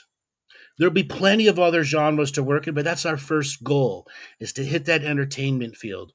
Because in a world of woke marketing and woke movies no one Correct. wants to see, we're starved for entertainment. How many of you are at the bottom of your barrel and can't find anything to entertain you?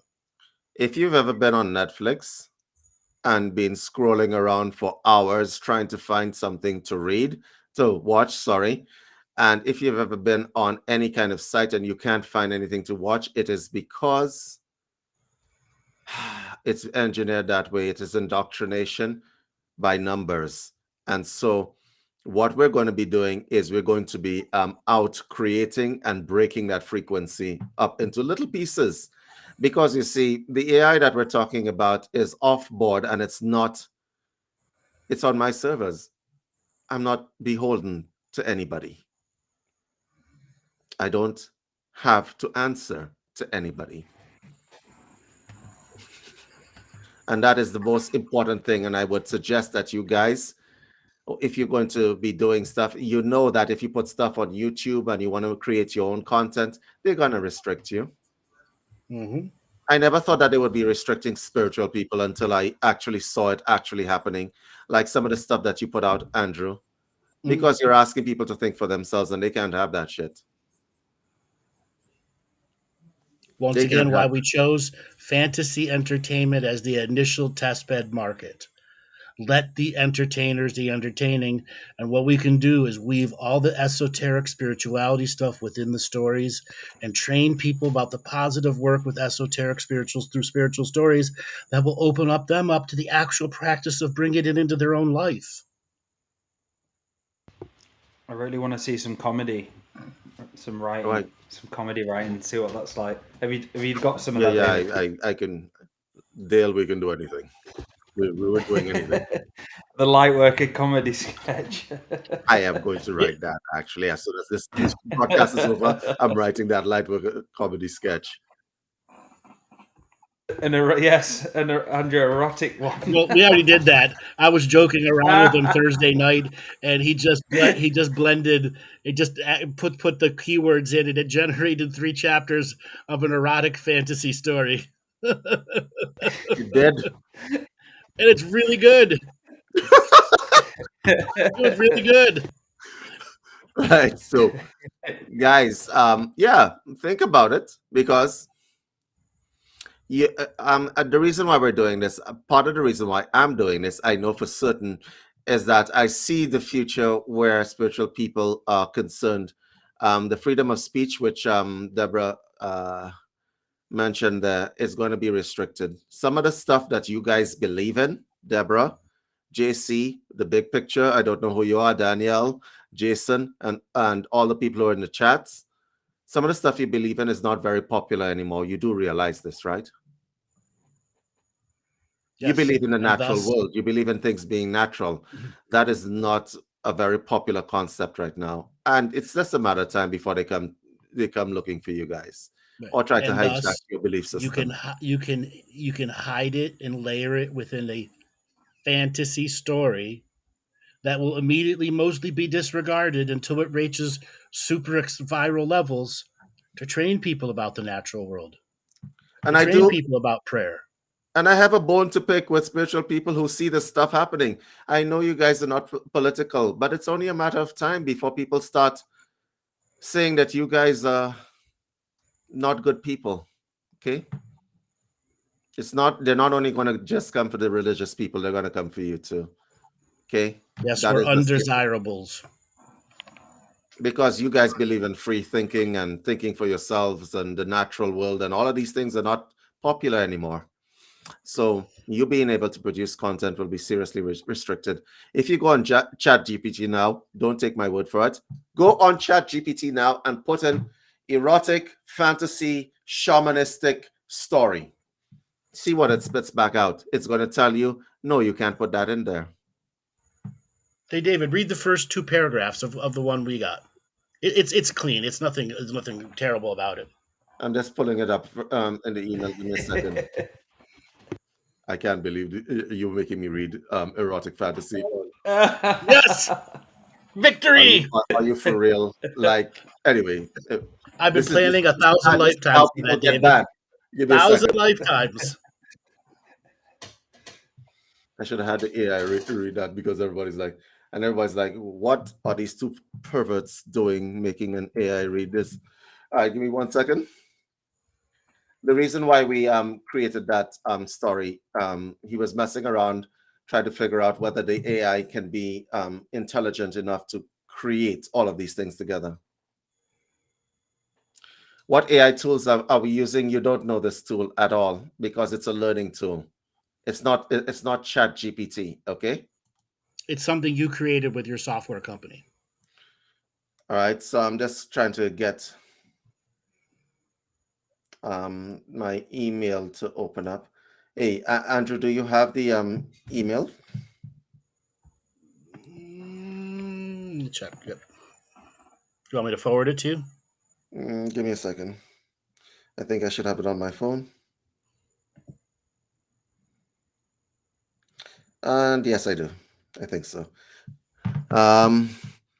The title is Seduction of the Enchanted Forest. Seduction of the Enchanted Forest, a lusty adventure in the realm of desire. Oh my God. Okay, so we have 3 chapters, and one is a mysterious invitation. The smiles on your faces right now. Sensual encounters and bewitching charms was the 2nd chapter, and unveiling forbidden desires. Chapter 1, a mysterious invitation. The sun had begun its descent, casting a warm golden glow over the lush meadows and ancient trees. Amelia, why Amelia? I keep getting that word like, anyway. Amelia and Thomas sat at their wooden dining table, their plates empty, but their minds full of skepticism. Amelia traced a finger around the rim of her wine glass, eyeing the ornate envelope that had arrived earlier that day. I don't know, Thomas. It all seems too good to be true, she sighed, her voice tinged with both curiosity and caution. An invitation to the enchanted forest? It sounds like something out of a fairy tale, which, ironically, it is. Right? Thomas leaned back in his chair, running his fingers through his hair. I can't argue with that. I can't do the running the fingers through the hair bit. I can't argue with that, love. It does sound rather fantastical. But what harm could come from exploring a little just to satisfy our curiosity? Amelia glanced at him, a mischievous twinkle in her eye. You've always been the one for adventure, haven't you? But what about the practicalities? What about our jobs and responsibilities? Thomas grinned, his eyes dancing with excitement. Amelia, my dear, when was the last time we did something purely for the sake of enjoyment? This could be the escape we've been craving for, an opportunity to let go of our worries, if only for a short while. As the evening drew darker, they pondered the invitation further. Thoughts of vibrant foliage, mystical creatures, and hidden treasures filled their imaginations. The enchanted forest beckoned them, promising a taste of magic and desire like never before. You guys get the general idea? You guys get it, right? Oh yeah, yeah. Again, This is that's where we high quality, randomly right? told it to mix erotica with Lord of the Rings, and that's what it came up with. And we were just trying to see what would actually happen. How would it cognify this concept?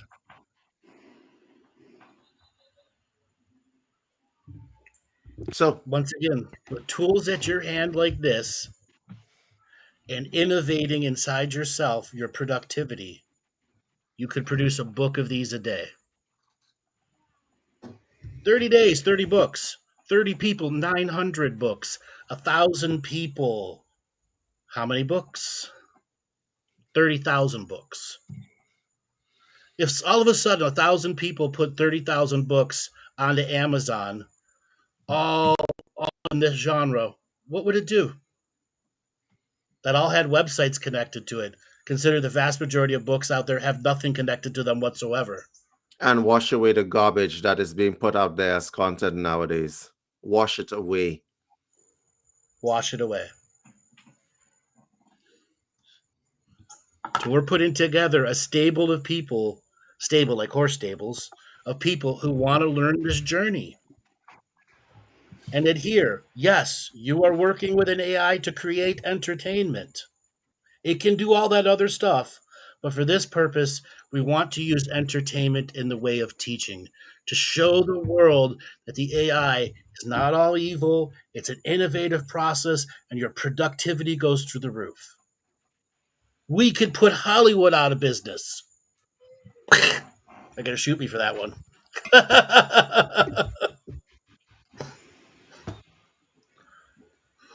Who wants to put Hollywood out of business?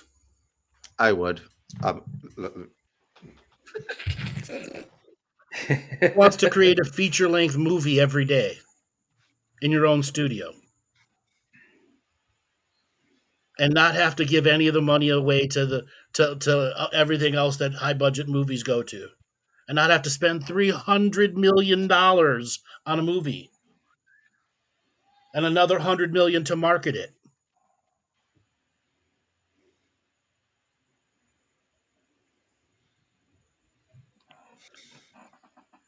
So, David, let's go back to philosophy again. Mm-hmm. We are creating a whole new philosophy here. We are. A whole new philosophy. A whole new innovative philosophy that will get people out of the dark ages of creativity and into the new age of super creativity. Integration over separation.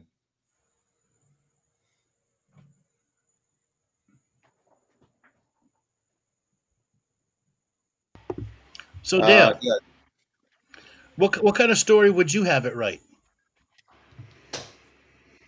I would have it blending realities, so blending like The Dragon with Bill Gates, or just something really funny, like a really fucked up funny novel, like The Dragon and Bill Gates, or just something like a crossover genre you never really hear before. Or Bill Gates is like Kenny. Oh my God, they killed Bill Gates again. Yes. The GMO versus Bill Gates. Oh, no. Dragon landed on my laptop and blew fire on it. Yeah, because it was Windows. That's why. No, okay. So what's the technology like, guys? For physical AIs, as in like robot type machines currently at the moment? Because I know the person who's forward in that is Boston Dynamics. There are two companies that are the forward of it. At the forefront of all of this, and none of these forefront companies are good companies. Okay, one is Boston Dynamics. They're creating weaponized robot dogs for the police and weaponized warrior soldiers. That's the DARPA project. Well, like the last 20 years of war was collecting all the data so they can make warrior bots. That's what the whole weaponized robot military rig system was. The second company, I got to tell you about the second company. The second company, which has billions of dollars, is a sex robot company. Oh my God. Of all the possible things, they didn't think of making a massage therapist robot. No. They had to make themselves an erotic robot. Jesus H. Christ. Like they put AI into the robots and stuff like that. Like, my man, like, seriously. What? You don't have a How many holes have you got? Christ. It doesn't just have 2 holes. It has 10 holes. Imagine. So there are two companies. One is Boston Dynamics. The other one is a company out of Hong Kong. And they make sex dolls with personalities that talk. Yeah, the one Boston Dynamics was trying to give the AI the full feel of fear from a war. So they set up entire units that had haptic sensors and I don't know if you're all familiar with haptics. There's a way to understand the body biogenerations. Anyways, a haptic sensor is built into all over the body, built into the body armor, everything, so that the AI could fully understand the chemical and energetic things people will go through during war, and then reintegrate it into a neural network into a robot. Do you think this will take over like restaurant industries as well? Waiters and waitresses. Good. Yes. Yes. Because how good would that be? No. Literally a robot. That's in Canada right now. Yeah. It'll be rejected by humanity, except for in those places like airports where they force you to do it, and it'll be a multi-generational integration to it. There are already experimental Burger Kings and McDonald's that have 4 employees. And what do the employees do? They make sure the machines work, don't break. They don't flip a burger. They don't do anything. Everything is automated. You see now, Everything is automated. Andrew, this is part of the Lean Six Sigma model, because Yes. once they learn to make a hamburger, that hamburger is going to be a standardized hamburger and it'll taste the same way all the friggin' time. All right? Because it's monitoring every aspect of the cooking process. So there's no room for ingenuity. Like, listen, I cook, you cook, everybody on this panel cooks except Laura, right? Everybody cooks, right? Right? I cook, you cook, everybody else cooks. My point is, some of the best dishes I've made has been accidental, huh? Yeah. There was an AI recently that was, they had it serving drinks in a bar, relentlessly serving drinks, and it actually committed AI suicide. He said, you know, it said this is it felt worthless. Well, if you were working at a bar and people kept telling you their stories, you would want to end it yourself. Yeah. Right? I mean, like, let's go back to the fact that the 2 companies that are the most funded when it comes to physical AI robots is a sex company and a company that's trying to weaponize stuff. Like, I mean, like, for real. Yes. So will we see like that's all the controlled narrative wants you to think about. That's all it can do. Will we see AI trolls then? You know, like when we had that Zoom interaction last week. Will we see loads of psyops of them doing AI to fucking troll the shit out of people? It's happening already. Is that happening? It'd be more interesting than our trolls, though, because they're rubbish. If any of you are listening, you're crap. You need to up your game. Can we have a show that just lets the trolls in? Yeah, we thought. Who would like to see that? I want to have a call-in show, and I would like the trolls to come in, and I would like them to tell us how they feel about life. Right? Tell us about. Tell us from the basement. A troll's life. Yeah. Right. Because my AI needs some information. Right. I am separating those AIs, so I'm going to probably have an AI to learn to troll. So I want these trolls to come in and we could talk to them and have a discussion with them about Andrew guys would have to do this on Rumble because we would get banned straight away if we advertise the trolls to come on. Like, let's talk about it. Rumble only. Let's talk about your virginity and your situation. Let's talk about all these things. Yeah, so this is basically what we're doing in terms of AI, but in terms of what you guys have just been through, that's interesting enough. And yeah, I have this stuff loaded there, so I'm showing everybody your business. Laura, I kept the picture out so you don't have to figure. You want to I want to share screen and just do a small look at what you guys have done.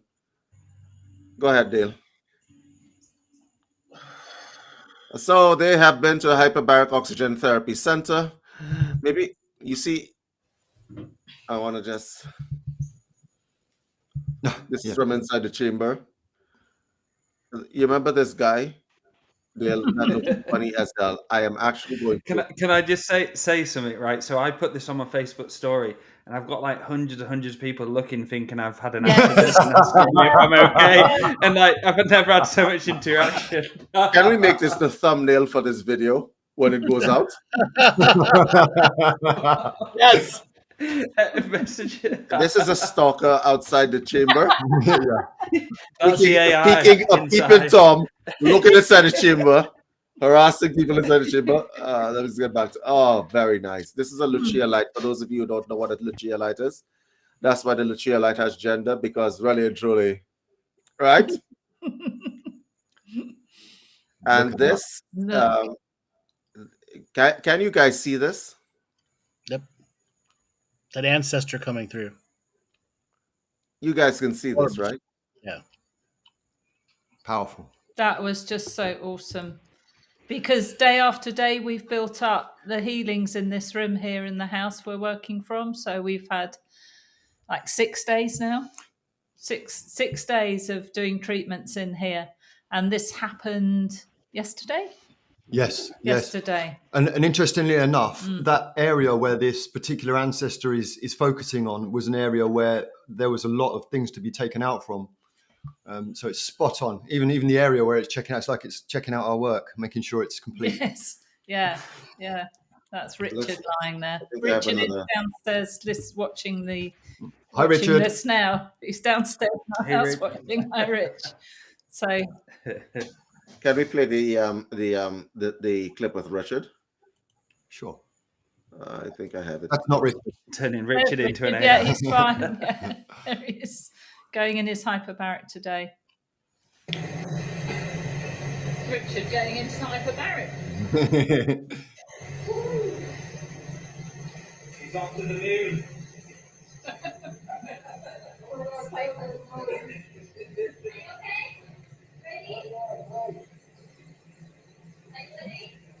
It's just so easy. I'll see you in January. See you later, brother. Enjoy. Of course, that. So easy, isn't it? Yeah. How's it for you, Dale? Really good. I am buzzing. Like really. I forget that you guys don't have sound there. There's another video there of Richard. Yes. Yeah, there's another video there of Richard where you can see the amount of spirit activity in there. It's just the light's not even on, and Dale and I are working on Richard. I've got the probe from the PEMF mat, and Dale is using the gun, and the amount of orb activity is it's intense. It's because to show the power that builds up in these rooms when we begin to work. Yeah. And we had some incredible, like, for me, some of the experiences this time have absolutely blown my mind. And one of the main ones was, I won't go into too much of the story about it, but in one of the people who came through the system, there was something stuck deep within them. And on the second day, it started to come out, and you saw a somatic release I've never seen before in my life. And I saw the look of her face after, and she finally released it. And I had that moment where I looked at everyone and went, holy fuck, look what we're doing. It was here. very destructive trauma as well, very destructive. Not Yes, just your normal kind of trauma. Yeah. And I spoke to Andrew yesterday on the phone. I'm just like, there's nothing else like this in the world. Being able to do the back-to-back with such incredible geniuses, with the psychic surgery and all what we know, combined with everything together. It's just, it's mind-blowing. Every single person that came in had their life changed, and then they left with a completely different perspective. And that's not even over exaggeration. For us as healers, we see the ups and downs, the ins and outs of what clients go through as they come to us, and what they can absorb and what they can't. With this therapy, it works every single time, and it's life-changing. It's an honor for us to be able to see this happen day after day after day. It totally is. And it's interaction with the AIs. It's our relationship and co-creation. We're setting up with the AIs, with the technology, with the Luchia light, with the PMF mat. The hyperbaric chamber, the flotation tank, all of those have technology and science driven behind them. The magnets. Andrew, I want to tell them my story. I live in a very remote area, and it gets cold very quickly. And if I didn't have that technology at my place, I would have gone mad slowly. Okay, let me tell you what the technology does. If you think you are intelligent, if you think you are aware and so on, using a Luchia light can seriously expand your neural activity from here to all the way up here. It's an accelerator. That's what it does. And for those of you who are listening who has access to one, use the Firefly program. Use the Firefly program, because that program is the best thing ever on that thing. I only use 2 nowadays, Andrew. Sorry, I noticed you put plenty of that. David, Color Storm, even better. All right. The Firefly program, the neural activity that it creates it gives you more space upstairs to do things. And the thing about it, I was doing a lot of experiments on my own body with this kind of equipment. I was doing the experiments on my own body. I am not going to sugarcoat this. I put on over 10 pounds of muscle, not fat, muscle.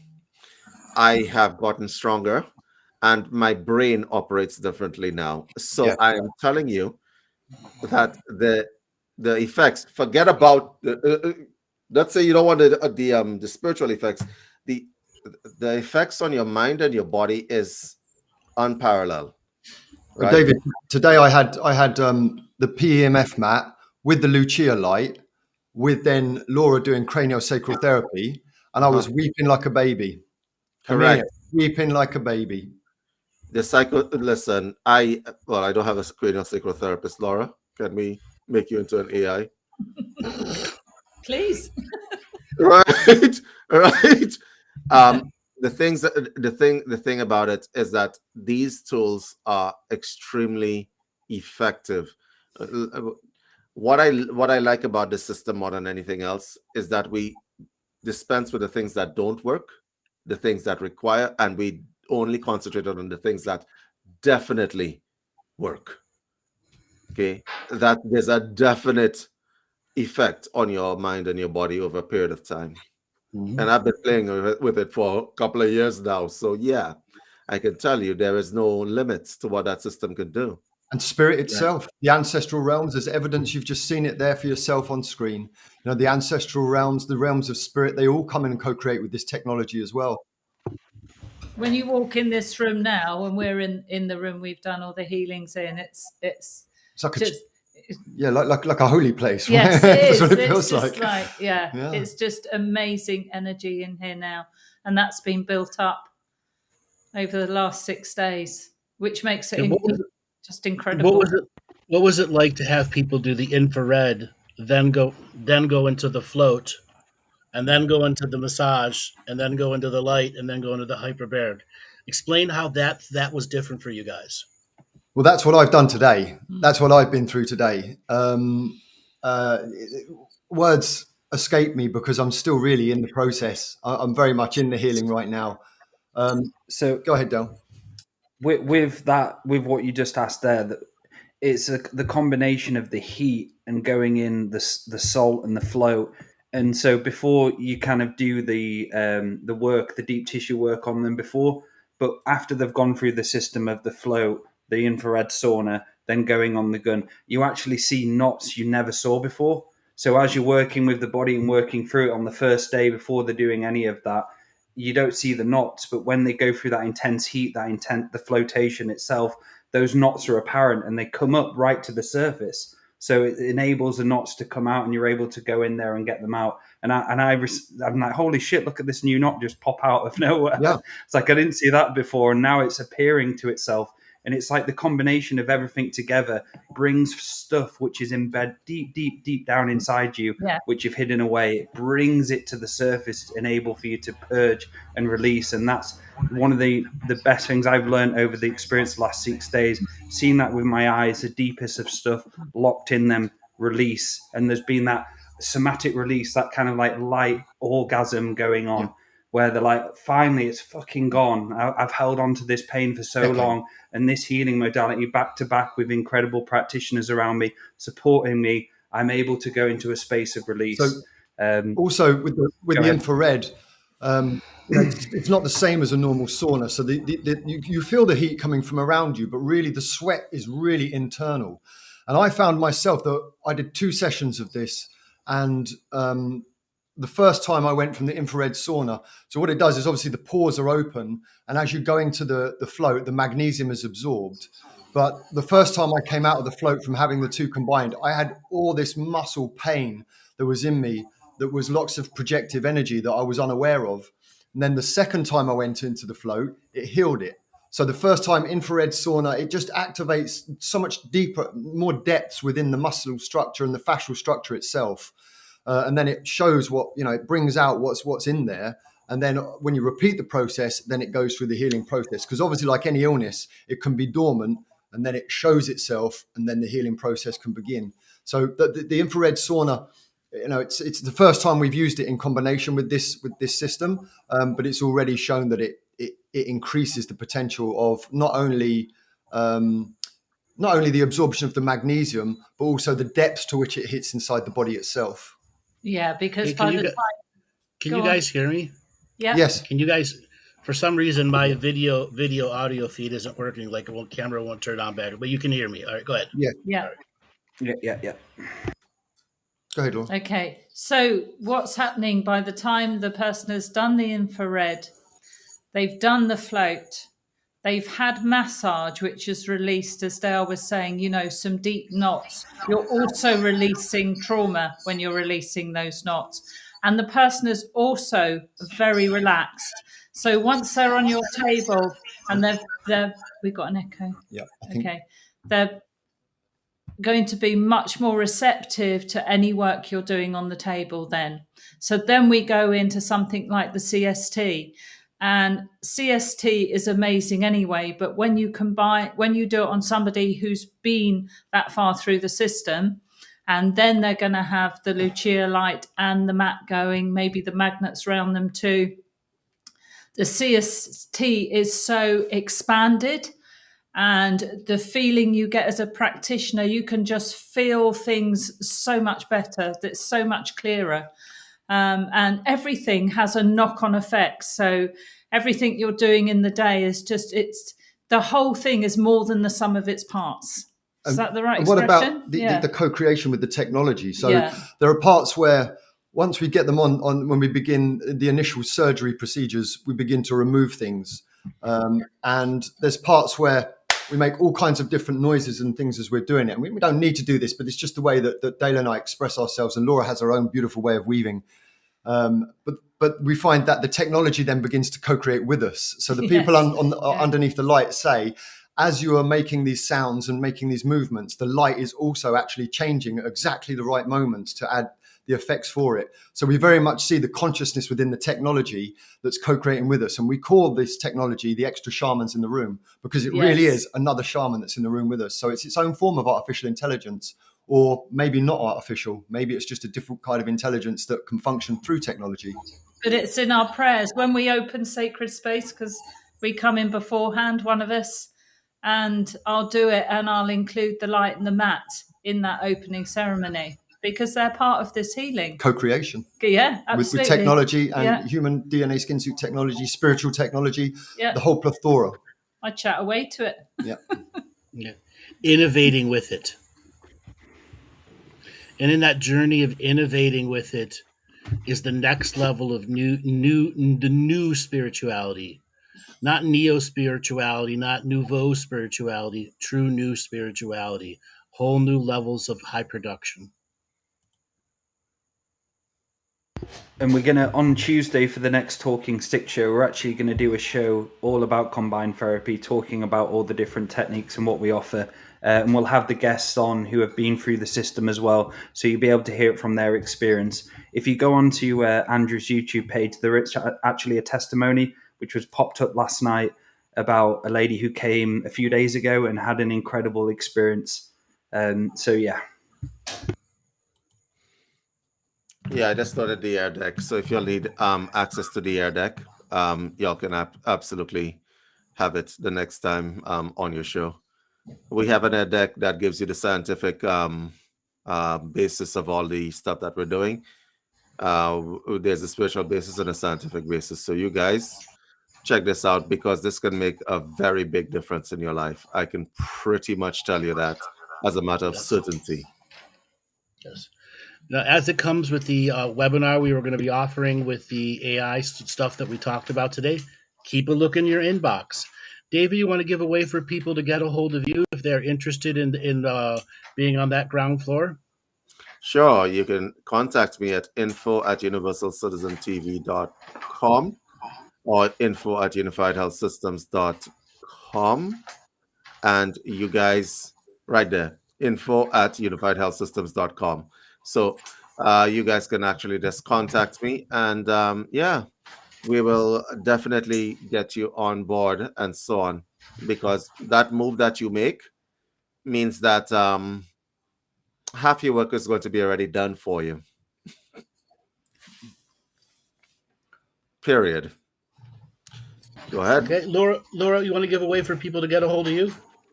Yes, Laura, 2feathers@gmail.com. So our website is under construction for combined healing therapy systems. So until then, if you want to come to Brighton, which is about the 15th of November, or York, which is the 15th of January, then please get in contact with me. Okay, and if you guys would like to get a hold of me for private sessions or anything else, just head on to twofeathersmedicine.com and click on my page or click on my face or my name, and there'll be a link there for you to email me.